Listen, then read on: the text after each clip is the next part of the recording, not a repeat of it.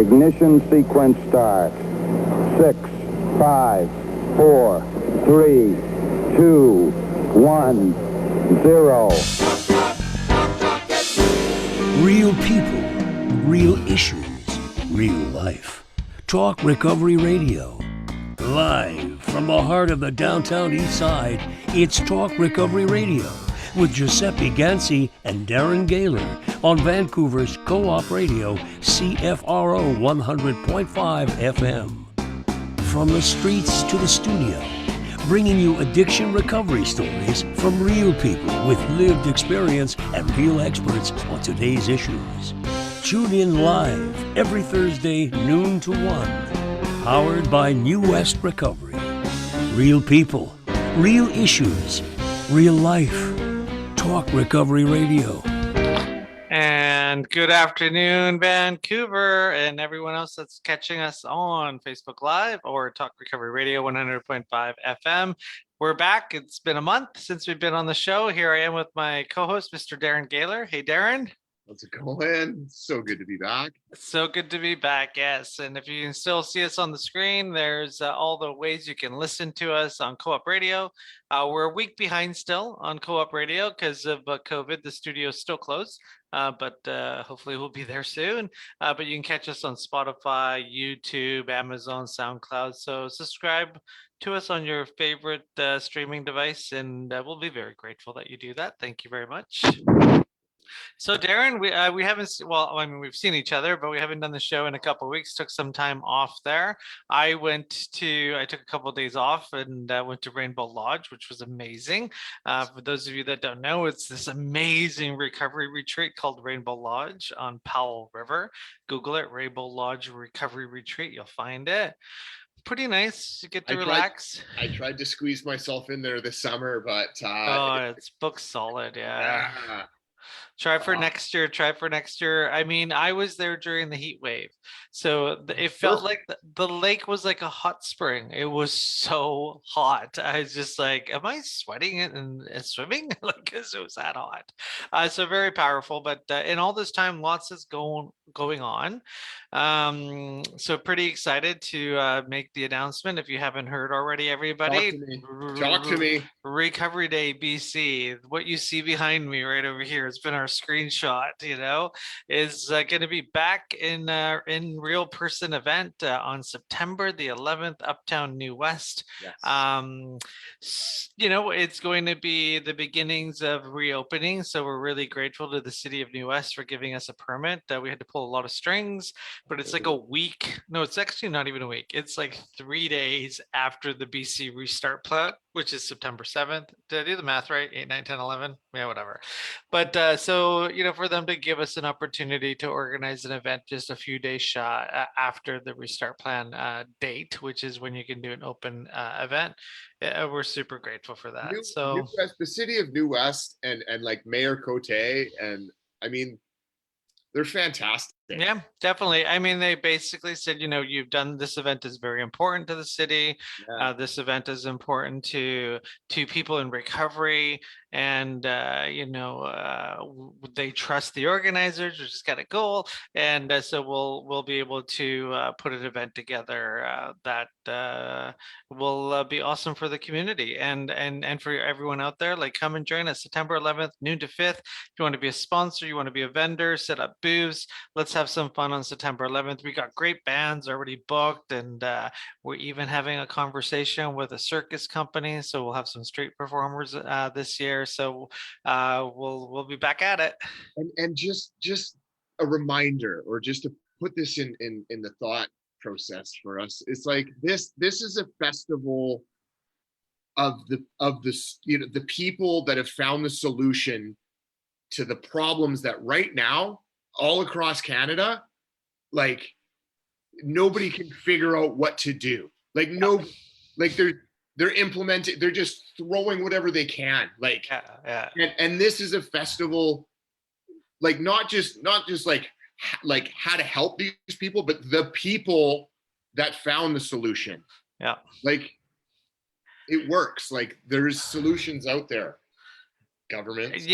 But governments, yeah. You know what? Patty Hajdu, Minister of Health, has been invited to Recovery Day every year, and she not only she doesn't even send a form like, hey, thanks for the invite, but scram, just like doesn't even care. She doesn't care. She doesn't come. Health Canada doesn't care. They don't care. We're like, hey, there's like 20,000 people that have recovered from heroin addiction and alcohol addiction and crack addiction. You might want to come and check it out, and have a conversation with some people, but they're too busy giving out safe supplies. So you obviously know whose pocket they're trying to line up. They're not interested in drug reduction or people getting clean and sober and off the healthcare system. They're just interested in keeping people on the healthcare system. So remember that if Justin Trudeau launches a campaign or whatever you want to call it this fall, stop Trudeau, get him the hell out of office, because he is killing so many people when it comes to addiction. But we won't get into that conversation. We're going to keep this show happy because we just got back. Clean, Sober, Proud. It's next weekend. Like, we're also able to do that. That, unfortunately, is the city of Vancouver. So there's, a lot of COVID rules. Darren, I feel horrible. I've been getting emails all day. People want tickets. They reduced the event to a 100-person event in bubbles. Your whatever you call them these days, COVID bubbles. So an event that usually attracts thousands, we can only let 100 people in, but we're putting on the show, Jonathan Rogers Park. You can come to so special note, Vancouver Pride is next weekend. Instead of doing one large event, they've decided to do 60 small events around the city. And there is Jonathan Rogers Park has a vendors area. The memorial tree and the Clean, Sober, Proud art mural is going to be set up all day long with other community partners for 3 days. And you can go there. You don't need to sign up or register, and you can have some experience that correlates with your past Pride experiences. The Clean, Sober, Pride event, that is an event that's in a gated area with some other shows. We have a 2-hour spot that sold out within minutes on a couple of weeks ago. So there's no tickets available for that, but you can win a ticket. So if you go to cleansoberandproud.com, we're giving away 3 pairs of 2 tickets, which makes it 6, math class here. So you can win a ticket. We have Jaylene Time, Alma Bitches, Kendall Gender, so many performers. It's going to be an amazing show. And we're going to try to stream it somehow, but with copyright and music, it's hard to get that on Facebook, but we're still figuring that piece out. So Clean, Sober, Proud this weekend. And you know what? That's what's going on, Darren. Lots. So much. By the way, that mural looks amazing. Oh, you saw it? Yeah, it's pretty cool. I mean, props to the guys that put that effort in. Yeah, Tyler Rain, who spray painted it, and then we got a bunch of community people in recovery that added their recovery messaging to it, and the whole point of people are like, why are you doing this? And it's like, are you wondering what it is? And they're like, yeah. I'm like, yeah, so are people that aren't in recovery, and it's going to be in the middle of a park during Pride weekend, and a lot of people are going to be like, what is this? And then when you get right into the fine details of all the sayings, it's going to spark that conversation. What is recovery? What does this mean? What does just for today mean? What does a day at a time mean? Why is this person saying this? And so it's about having hundreds, if not thousands, of conversations about recovery. We know the slogan, so to us it's like, we know them, but to other people they don't. And so if we can just have one aha moment with one person at Pride, then the whole thing's worth it. And that's the whole point of it. That's the premise of our show. Exactly. One aha moment. Yeah. You can just have one conversation, and yeah. Awesome. I also, just in case they're listening, sorry, Darren, one more thing. We're going to start into our guests today. I was in Calgary, and I guess that's an East Coast way of saying Calgary. I call it Calgary. And we went to this recovery barbecue. And Darren, I haven't even told you this, like, props. There was people there saying, hey, we listened to your show. I was just like, you do? They're like, it's amazing. And, it's awesome. And it's, right to the point, and it's not fluff radio. And and it wasn't just one person on this, it was like a couple of people. And I was just Really, so props to you, Darren. They love the show, and to all of our fans that I met at Calgary Stampede, and those that may be listening, and to all our listeners, like, hey, thanks, because it's a lot of work putting this 1 hour show together. We talk about a lot of things. We try to be honest. We try not to whitewash our conversations. And sometimes we get in trouble for it. But hey, it's Canada. I can say what I want, right? Yeah. All right, Darren. So we're gonna bring in our guests. So you're listening to Talk Recovery Radio, 100.5 FM. It's powered by New West Recovery, which is Canada's recovery community. Darren, we've been doing 7 years of shows, hundreds of guests, thousands of listeners. Thanks, and thanks to Co-op Radio. And Darren, we're gonna start our guests off today. Who are we talking recovery with today? Yeah, we get to talk recovery with Adrienne Cossom. She's a clinician with Gambling Support BC, working at Share Family and Community Services in Port Moody. Also a host and producer of the podcast Fold'em, Help for Gambling Problems. You have a graduate degree in counseling and specialized in problem gambling for over 10 years. Also out of Share, counseling is free, correct? That's correct. Want to make that a point. The excuse of, it costs too much, I can't afford it. Not if you go see Adrienne at Share Family and Community Services in Port Moody. But I'll just jump in there, and my colleagues throughout the province. It's all a free service. Amazing, awesome. Yeah, Thank you for being on the show. My pleasure. Yeah, so we're going to talk to Adrienne, and also in the latter part of the show, we have Calvin with us as well, and his personal experience with addictions and problem gambling. So let's talk gambling. Let's talk. It's destructive nature. It's part of the DSM-5 amongst it's its own category, correct? But it's a part of the substances and that whole category. But there's something more deceitful, deviant, shall we, in nature with gambling. Like, you explain, like, maybe you can bring that up. Like what is the nature of gambling addiction that's different from your other substance addictions and whatnot? Well, I actually think Calvin would be really a great person to speak to that, because if he had experiences both with substance and gambling. Okay. But I think what I'll just jump in and I'll just say, I think that we are increasingly aware that what I would call behavioral addictions, gambling, gaming, internet use, sex, shopping, the pattern is very similar to substance addictions. It hooks people in the same way. And so, but I think there isn't a huge awareness out there. And so often when in response to gambling, people just don't know. And so we'll hear statements like, well, it's no big deal, just stop. And it's not that simple, because it hooks people in a very similar pattern. There's biological changes that hook people in. That being said, and being somebody working with problem gamblers, I mean, we see it in Canada with substances.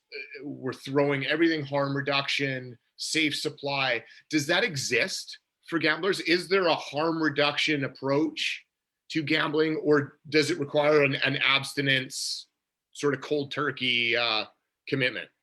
Yeah, well, I mean, certainly me and my colleagues with Gambling Support BC will work with people without where they're at.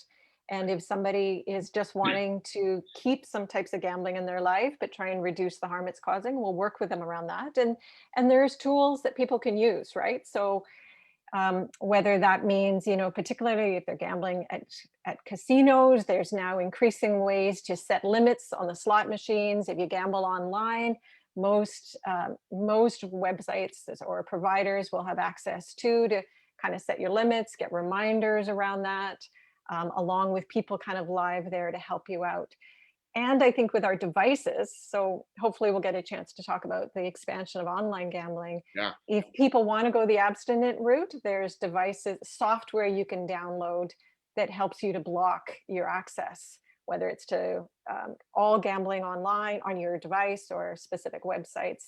And the same exists for concrete buildings, right? You can self-exclude to help you Right. get some space. Right. And how easy is it for that individual to release themselves of that, sort of commitment? Do they have the same, ability to get themselves off that restriction? Yeah. Well, I might turn that one over to Calvin because he had his own experiences with that decision to self-exclude. So Calvin, maybe you can. Yeah, speak to maybe that. we'll bring Calvin in as well. So Calvin, you're joining us with a personal story conversation piece, which we love having on Talk Recovery Radio. Lived experience is definitely a way people can relate. So what is your story? So you had gambling and an addiction to a substance. Tell us a bit about that. Okay, well, I've been clean and sober, excuse me, since 1992. Oh boy. Okay. my original- Congratulations. Oh, thanks.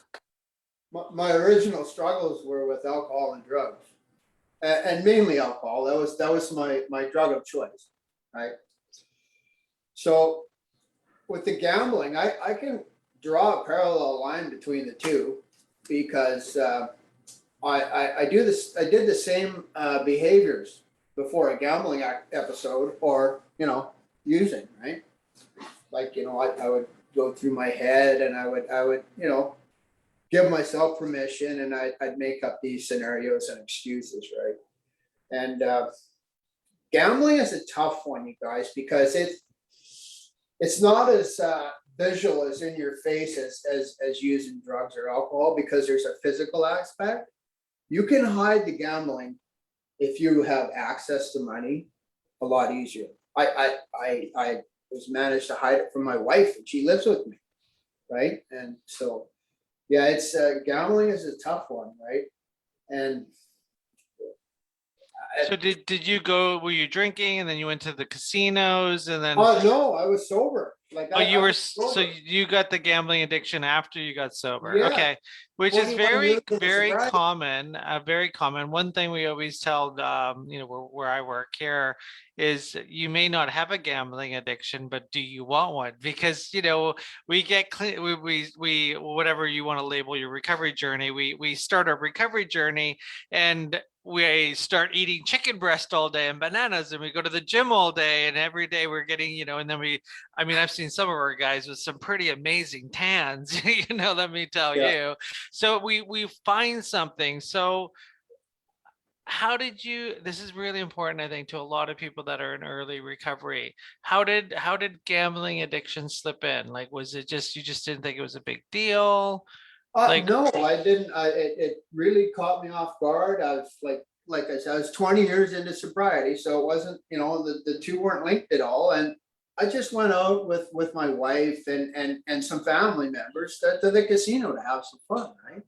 And I just, geez, I like this. This is, hey, this is exciting. So, and it developed slowly over a period of time, but I'd go to the casino with my wife and it was like a night out, but I started sneaking off and getting more money than we agreed on, right? And then, it started like that and I'd sneak to the bank machine and it was kind of like dishonest lying to her and stuff. So and then it escalated to me going by myself, right? In the day or whatever, when I should have been at work, right? So there was a lot of dishonesty around it. There's the similarities of beginning to hide the behavior, surreptitious behavior of, lying and all of that comes in with, not wanting to get caught drinking or using or whatever. And without the physical impact like the drugs have, yeah, you're saying it's that it has that, you have that ability, or the addict has that ability to go a little longer, let's say. Than, yeah. So what was the day? So it was Tuesday and you're like, I've had enough, or like what? what started the like, did you have to, I don't know if you're in a fellowship that helps you surrender? Like, what did you get in trouble? Oh, okay. Well, I went to great lengths to hide my Yeah. finances and my gambling. So for all my bank statements and everything, so they wouldn't come to the house, I'd gotten myself a post office box. Wow. Right? So that, yeah, so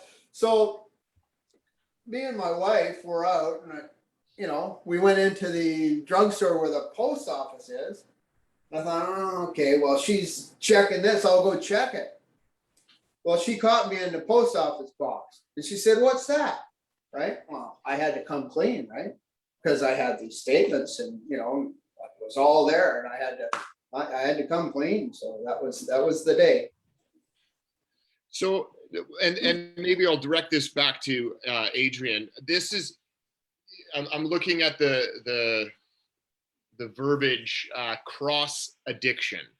Is this, also known as dually addicted or dual diagnose? You know what I mean? That like somebody with multiple addictions, basically. Yeah, and I think that's what we really wanted to kind of open up dialogue about, is that Calvin's experience is one that my colleagues and I see coming up quite often in our work, where somebody has put so much energy into their recovery, often from a substance addiction, and then falling into a gambling addiction and another behavioral addiction. Or what we're also seeing now is somebody can get some space from a gambling addiction, and particularly during COVID, they get pulled into gaming excessively online, or day trading was a particular pull, spending money.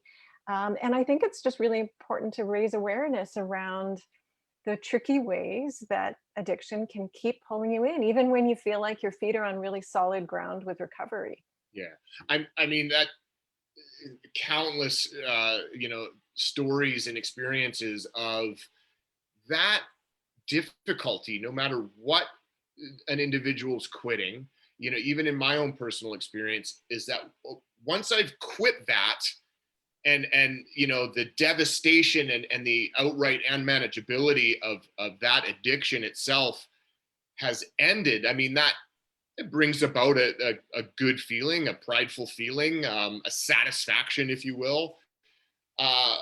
But then there's this huge void and space left of, what do I do with my time? And there's often those,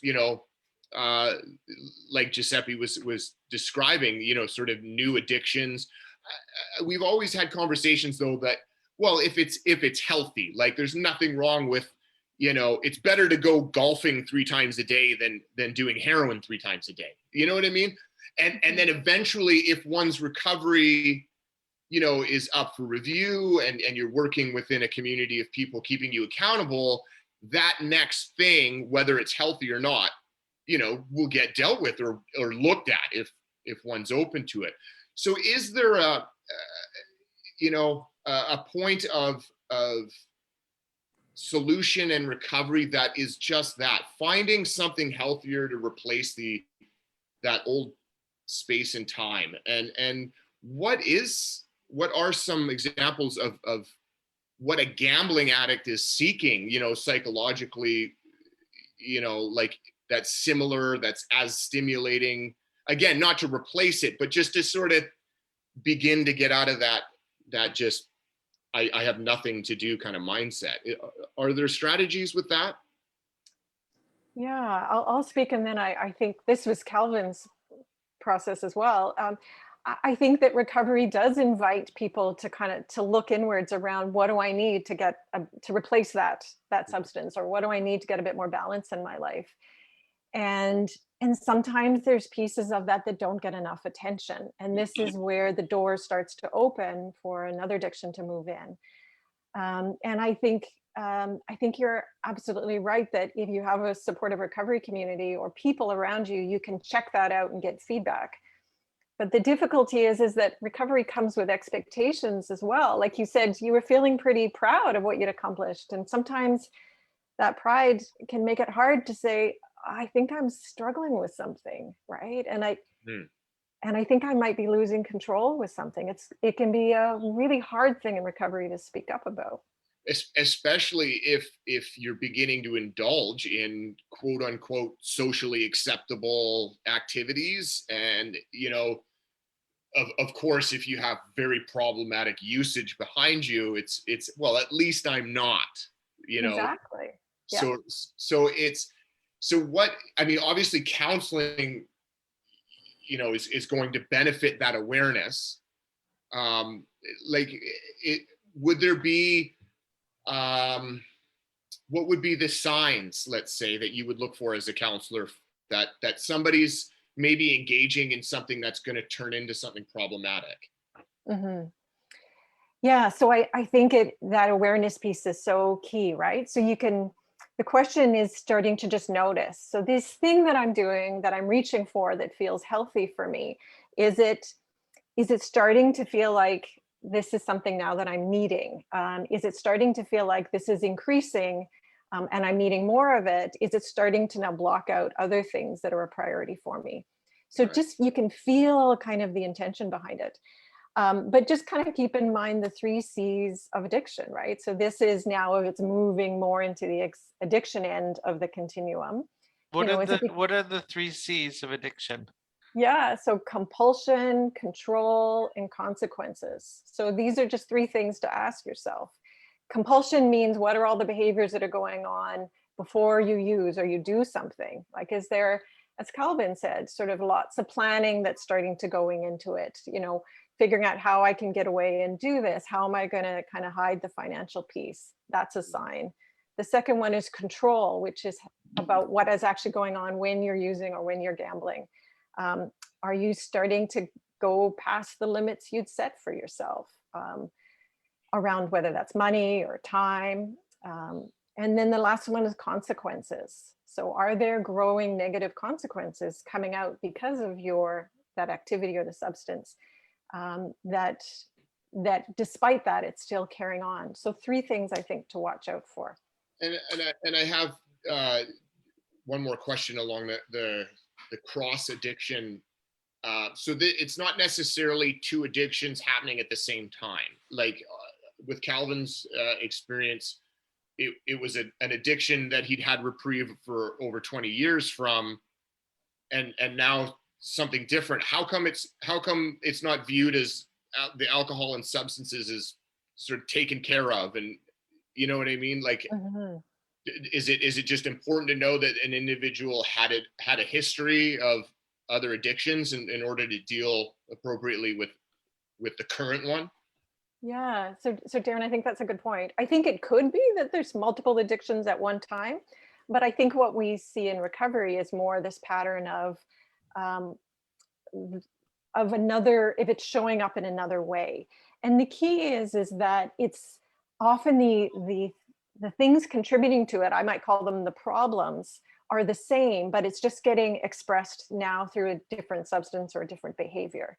So kind of what I mean by that is that maybe somebody didn't kind of fully address how to handle stress and boredom in their lives, right? And so maybe you got the drinking under control, but now gaming is showing up as a way to handle that problem. Right. Okay, so let's take that over to you, Calvin. What would you have noticed lacking in your own personal recovery that, as something that you just tried once became, so quickly just like it was, 20 years ago with your drinking? Like, I would argue that one who is completely enveloped into, recovery and community would have a little bit more of a boundary with something knowingly, being addictive. Like, Right. What was going on or what wasn't going on for you? Did you step away from, what you were doing in the beginning of your recovery to take care of yourself? Did you just become, normalized? Like, I can probably do things now. A lot of people have that narrative in their minds after many years of abstinence, where it's like, well, just one joint's not going to do anything. I never had a problem with marijuana, or, you know, I was a whiskey drinker. I'm sure I can handle a beer, you know, and I've been so far away from it now. I'm not going to let myself get into it. Like, what was your experience there? Oh, there wasn't really a lot going on. Like that's the reason why the gambling thing is so sinister. Like I had a good job, I pretty full life, right? So I just got hooked on that, you know, the lights, the noise, the excitement, right? And Yeah, what the industry guess puts millions of dollars into. yeah, I guess you know, like when I was, you know, actively using, I guess I had that excitement, and I guess I just plain forgot about it, right? Right. And then that's what got me going. But what kept me going, that was the real struggling part, because I'd lost a bunch of money. I thought I could win it back, and I'd play all these mind games, right? That keep it going. And then, you know, once guilt, shame, and remorse set in, I was, you know, right in there over my head. And there's no way for me out. I was so grateful that day that my wife called me out, and she says, listen, you got to do counseling, and this has got to happen, right? So, and So what did you do? Because there's lots of, sadly, there's Yeah. lots of fights going on today in Yeah. Canada, Right. whether it's the wife or husband. Honey, you spent our money, you need to get help. And the denials there, and you know, we get phone calls here, you know, my husband gambled our house away, and this didn't happen overnight. It's, you know, No, so no, there's codependency, there's all of that. So what was it, your recovery experience that got you to actually pick up the phone and call Share? Like what did you do? And so somebody listening, whether it's the wife or the husband or the partner of, you know, where there's gambling addiction in the home, like picking up that phone and making the call is, you know, if more people did it, we wouldn't be in an overdose crisis today, you know? So why did you do that? How did you do that? I got to the point where I said, okay, I have to surrender. And that was the thing that pushed me, like being, you know, like I couldn't hide it anymore. So I had to become honest that day, right then and there. So it was you picked up the phone. It was your wife. It Absolutely. doesn't matter what your wife said. Like at the end of the day, it has to be you. Can you do us a favor? Because we want to see your eyes. Can you move your Sorry. screen a bit? Yeah. Such a handsome fellow. We don't want to Sure. cover you up. So what suggestions do you have, Calvin, then for that person that's home right now who, you know, accidentally is watching this and has a gambling addiction?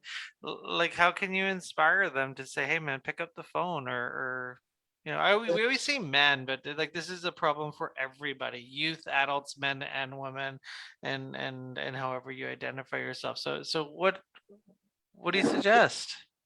Got to be honest. Like that's the key, right? Like with yourself, like, you know, it wasn't going to change. It was just getting worse, worse, and worse, and worse. And you know, you're not going to win the money back. It Yeah. ain't gonna happen, right? And it's not going to change, because that's how you got there in the first place. So Adrienne, someone calls you today, and you know, there's all these people that are like, making that call is just really hard. And it's like, I know when I made my first call, I already knew what the counselor was going to say. At least I thought I did, right? So you get this call, and Calvin's on the other line, like, you know, I got a gambling issue. You know, what can you do to help that individual actually show up to the appointment? Well, what do you do? So you mean kind of how I encourage Yeah, and yeah, inspire that So first if a step? wife's listening, she knows what she's, or a partner's listening, you know what is about to happen. Yeah. I think what I would just say is, one is just so appreciate that significant step that somebody has taken in whatever way it's showing up, right? Whether it's picking up the phone or opening up to your wife, because that's the biggest step taken, is acknowledging to yourself that this thing is out of hand and acknowledging you want to do something different. So praise that, acknowledge that, and then just say, now let's just like trust the process. This isn't, the addiction is going to throw at you all these reasons to keep things the same. right? To keep trying to win back that money, to keep hiding it. But it's not going to turn out as bad as addiction is trying to convince you of. Mhm. I think people are astounded at how much more quickly they can feel better. Even with, and I think this is unique to gambling, even with significant financial problems you have to face. And there's many problems, and Calvin can talk about his process of facing these things. But us human beings were amazing, right? Like once we've sort of faced something and come up with a bit of a plan around it, boy, does the stress decrease. And I see that time and time again. Often once there's a plan in place to deal with debt, and there's lots of people to help with that, even if it's a long-term plan that you'd prefer not to have in your life, people get back on track again. And I see such relief once this comes out in the open. The worst part for the gambler is holding the secrets to themselves. It's so stressful. And so just the relief that comes from breaking free, being open with the people you care about is such a relief. And then we can move into getting you back on track again. And doing what needs to be done. We got lots to talk about still. You're listening to Talk Recovery Radio, 100.5 FM, powered by New West Recovery. And we're airing a week behind schedule on Vancouver Co-op Radio, 100.5 FM.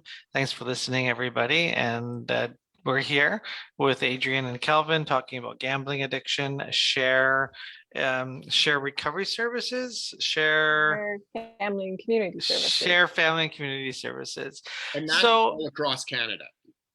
So what I'd say is, so Share Family Community Services is just the provider of this gambling counseling and support in the Tri-Cities, Right. But throughout BC, there's counselors, outreach workers, education workers, all providing. We need you to come to Recovery Day and set up a booth at Recovery Day, September 11th. Little plug there.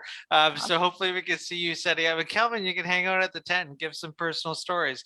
So you have a podcast, and the podcast is starting July 23rd episodes. And tell us about that. Adrienne, are you putting the podcast together? Yeah, so it started back in November, actually. So okay. We have 20 episodes out, and it just gives a space for people like Calvin who have lived through this problem, and the family members who have lived through this, to share their experiences, because it is such a secret problem. Money, meaning that it's not spoken as openly right now in our society as I think substance addictions are. And so it's such a relief to hear the experiences of people who've been through it, figured out, share how they've learned to kind of move forward. And then there's also some tips from my colleagues, bits of information, bits of tools that we've learned along the way too around how to move forward. And it's called Fold'em Podcast. I love the name. Fits Yeah. perfectly. So that's on Facebook and Instagram. Just Google Fold'em Podcast and you'll find information. I found it on Google pretty quickly and so forth. And there's lots of tips. I'm hoping maybe you might share some of those with us. We talked a little bit about it at the beginning of the show. Calvin, I want to get a little bit more into your personal story, but I want to get also some Adrienne, online gambling, smartphones. How do you have any information on just how big this has really gotten? Because everyone's on their phone, and some of us it's social media, a lot of us it's gambling. You can not really use money, but kind of use point. Like there's just so much out there. Do you have any information for us, and for parents that might be listening and watching their kids on their phones gambling? Is it a big deal, right? Yeah, absolutely. And I think what's really helpful is that it just in BC, the provincial government hired Ipsos Research to do a study on online gambling that was done just before COVID. February, March 2020, and then they did a follow-up during COVID. And I think what was really interesting is that they saw, so not only are online gambling rates high, but they increased during COVID. And a lot of that was just sort of people transferring over lottery scratch tickets to buying them online. But what we know is that online gambling is more likely to kind of get problematic faster than in sort of concrete building type of gambling. And it's also, those gamblers who tend to not use the tools to help keep it safe. And they also, I think it's what stands out is that online gamblers are also more likely to be using alcohol or drugs while gambling. The risk is that it's in the comfort of your home, right? So it can go on longer. It's super easy to access, super easy to hide. And so it can just get problematic more quickly. And in particular, the other thing is the typical online gambler is a young male, so 19 to 35. So absolutely something to just be aware of and watch out for, because it can spiral fast. Yeah, I was just thinking of, how naturally, isolation for people occurred during the pandemic, and that, the casinos closed. Like, I couldn't imagine that many people every night of the week that sit in the casino for hours, just going home and going for bike rides now. Like, that they, like, that's that sort of robotic mindset that addiction puts us in. It needs to be filled by something else. And so, the potential for cross addiction happening, for those people. Yeah, I mean, and that's the thing, is that we can't really know, like, to an extent, like, how bad, how much worse somebody's life had become as a result of the pandemic. I mean, suicide rates gone up, addiction rates gone up, overdose rates gone up. No matter what any solution, pardon me, being implemented hasn't really changed anything. Mhm. And I really feel that it's all come down to, like, these personal stories, these conversations, the people listening going, I can relate to Calvin's story. I didn't know that it was such an easy access to counseling, that are gonna, save a life or two. And I appreciate that. And I might just jump in there, because I do think a really tricky thing with online gambling, which I'm going to hand over to Calvin, is that as human beings, it's really hard to walk away from something that we've invested a lot of our time, energy, and money into. Absolutely. So Calvin, maybe you just want to speak to that, about how hard it is when gambling has grabbed however much of your money, to walk away, turn your back and say, I'm just going to let that go. It's so hard. Oh, Yeah. it is, yes, because you hang on to the hope that you're not going to win it all back, but maybe you can get a big one and you can make it less painful. So that's the way you start to think. And then you'll quit, right? And you'll quit, yes. Mhm. Right. So what are you doing today, Calvin? So you're in recovery, you're sober, you Yeah. start gambling, you get caught, in the mailbox, and it's like, okay, honey, you caught me. You go get counseling. Yeah. But to not refrain from a substance or gambling, process addiction is one thing, but to be in recovery is something else. Just not using or using your drug of choice. There's also the recovery. So what do you go to mutual support groups? Do you go to counseling what are you doing today? And how long ago did this gambling incident, is this a couple of years, last week? The gambling started in 2010 and it lasted 10 years. Okay, so that's a gambling problem, yeah. So now so what are you doing today? Are you cured? Are you? Well, no, I'm not sure. Just asking, because a lot of people want to get cured. So through counseling, I took some what do you call those things? Like the group programs and workshops and workshops. Yeah, sorry, it was over my head. Good, those were really helpful to get understanding what was going on. Okay, and then I got I was a casino guy, so it's a little tougher for the online guys, but I signed up for the exclusion program.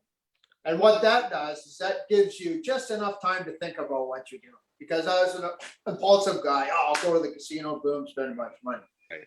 If I got a block of some kind there, you can use it with your finances too. And I also got my wife is open to my finances, so she can look once in a while and see what I'm up to. Right? So- Does that make you mad if she looks? No, absolutely not, because Okay. I need that for, I need a physical backup. At first I did anyways, right? And what that does is gives me time to think about what I'm doing.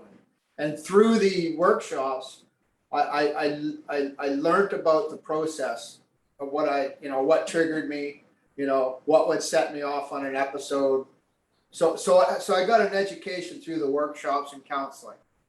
Now, to keep plugged in, that luckily we have a group, the support group, and I'm in that support group, and that's a big help to me, the support group. So it keeps me plugged in.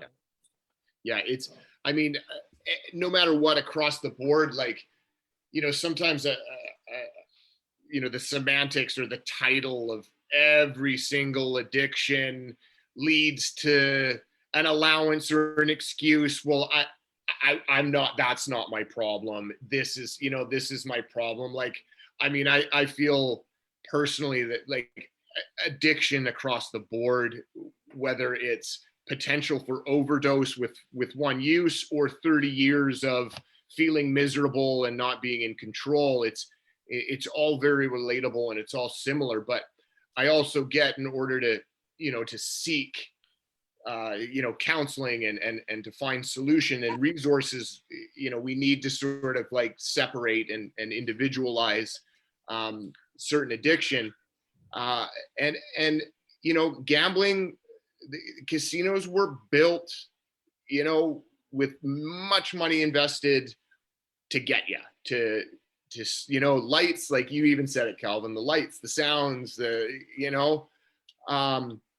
and I also heard you describe, like, how could I have allowed something into my life like this again? Like, how could I have done that after having so much freedom from the substances? Yeah. And I mean, that's addiction. That's the cunning. You're not supposed to. None of us as human beings are supposed to be able to control what was built and designed to take over our lives. And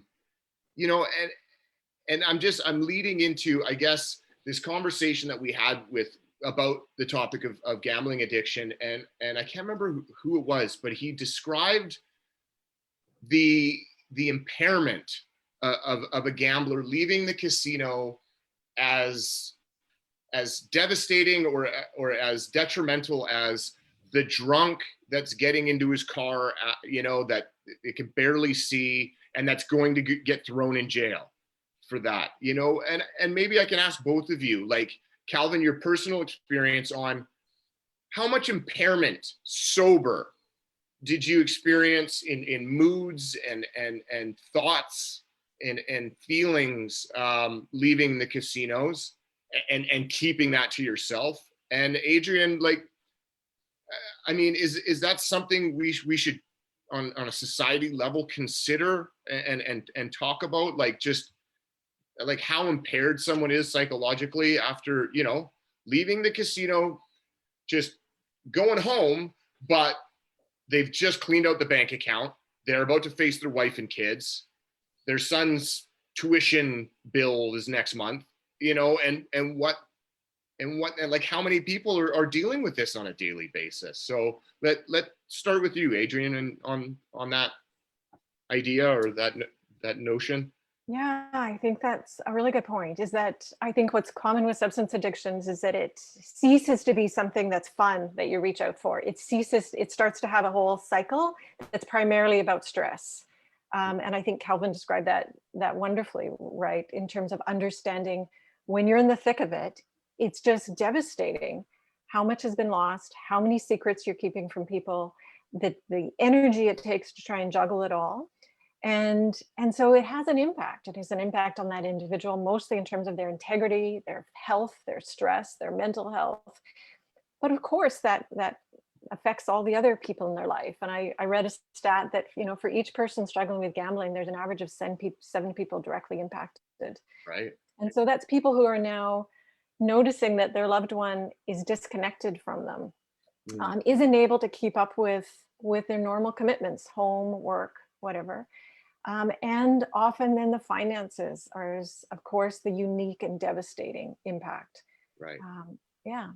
And in that crux where unless, I crash the car, unless that event takes place where it's all out in the open, I am not going to be able to get myself out of this rut, like me alone by myself. And I think that's what every individual in any addiction goes through, is that space and time that can be years, or months of just trying to wait for that perfect storm or that perfect situation to come along where I'm going to make the phone call, I'm going to reach out, I'm going to go to treatment. And, I guess, back to you, Calvin, how many nights in that 10 years, how many times did you go home and sort of suppress and just swallow that level of feelings of distraught, of loss, of worry, concern, stress, and just, good night, honey, It feels like hundreds of times. Yeah. It really does. It was a lot. Yeah. And it really took its toll. Right. Yeah. So. And I, that being said, I think sometimes we find that relief in just like I said, the abstinence. Like, I'm not going anymore. I haven't done the casino. I'm restricted, and all of that's necessary. But what do we do after living 10 years of that suppressing, of that, living with alone, that level of emotion and, negative emotion, being alone, like, what do we do as human beings with that? It doesn't go away with the fact I haven't drank or used in a year, or, and what is some of the, the solutions for that, I guess, that are offered. I mean, we talk 12 steps, maybe church is what does it. Like, do you direct people, Adrienne, to, something that builds spiritually, to find some resolve in the damage? Yeah, I might actually just turn it back to Calvin for a minute. Calvin, like what's life like for you now compared to 3 years ago? And then we'll backtrack and we'll figure out how to get there for him and others. Yeah. Well, I feel free, right?